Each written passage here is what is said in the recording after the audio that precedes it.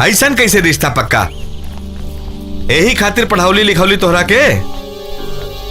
अंगूठा छाप लड़का से शादी करवा दी। जौन तोर प्यार के ड्रामा बाना उस समाज में ना चलेला।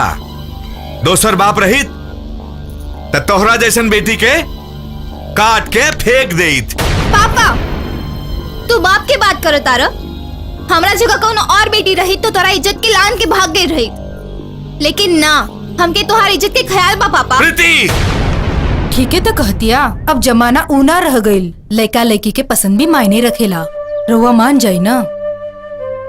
लेकिन लोग का कही है? लोगवा के कहल 2 दिन ले बुझाई। जवान बेटी जब मर जाए तब बरसों सताई।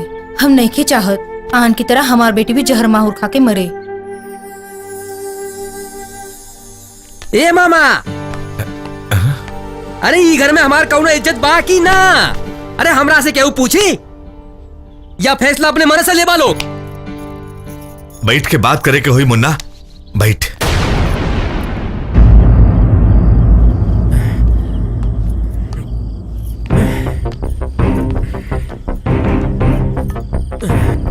मामा पहले हम लड़का देखब, हमरा पसंद आई त ठीक, ना त ना। शादी मंदिर में ना कुल रस्म रिवाज से हुई।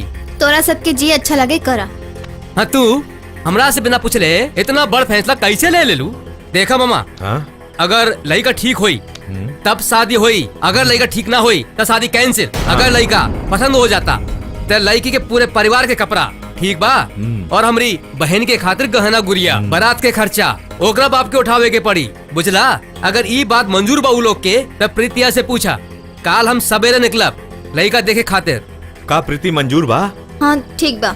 अच्छा ठीक बा, तो काल हम जाए सुबह निकलब। और इनके बता दा खातिरदारी में कौनो कमी होके ना चाहिए। बड़ा आयल बाड़े फैसला करे वाला। राजा के फोन करके बताता नहीं कि मम्मी पापा शादी खातिर राजी हो गए ले। सुन के खुश हो जाई है ना। पहले माई के फोन करता नहीं, राजा की सरप्राइज दे। अरे लोटा देख तो केकर फोन है? अरे बूढ़ी, ये तो तोरे पढ़ के पतो है कौन बा। हे लल्ला, लाउड स्पीकर ऑन बा। हाँ। हेलो हेलो माई, प्रणाम। खुश रह, का हाल समाचार बा? बस सब ठीक बा। यही जो सब ठीक ठाक बा। और बतावा बबुनी।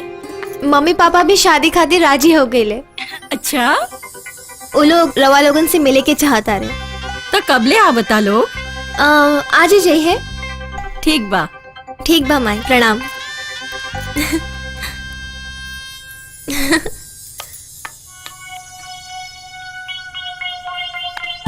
ए मामा, घर ता ठीक है ठाक बा।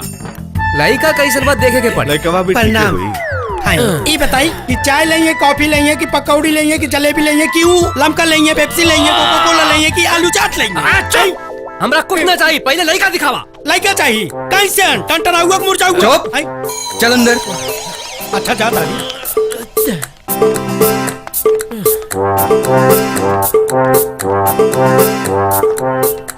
ए रुका रुका रुका, लागता ये लड़का है मामा।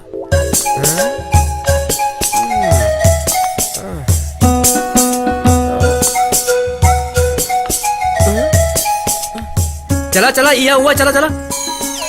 देखी कहीं लंगर तो नहीं खेनू, चला बता बा।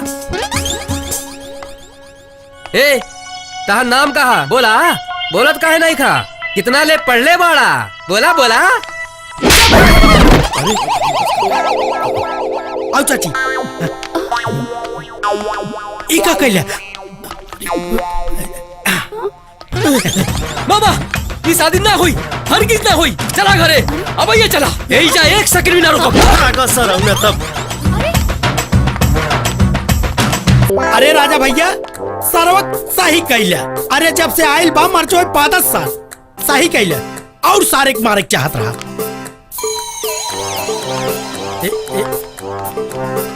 तोर गुस्सा नाके पे रहला, का जरूरत रहे मरला के? इतना अच्छा रिश्ता खो देनी।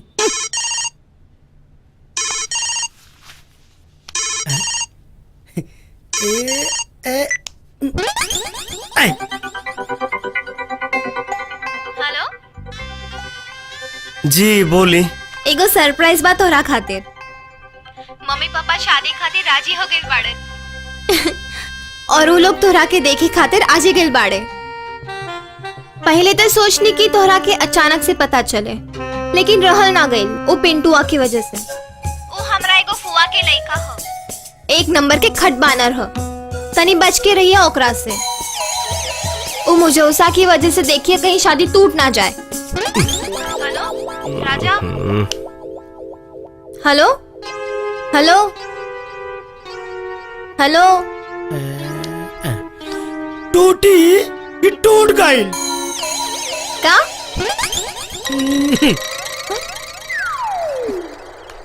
अरे मामा मामा, ए प्रिया सो गई लिखा रे, निकल बाहर।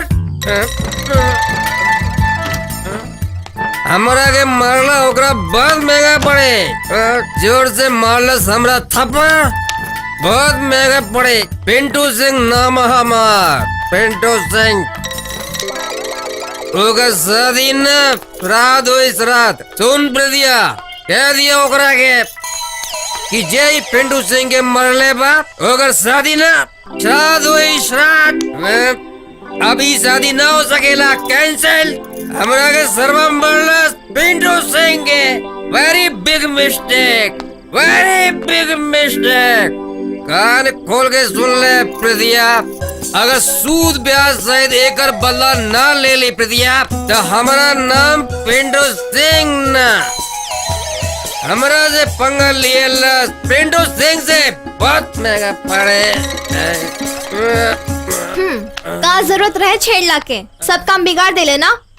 अब भोगा बैठ के पर आछुत कहीं के।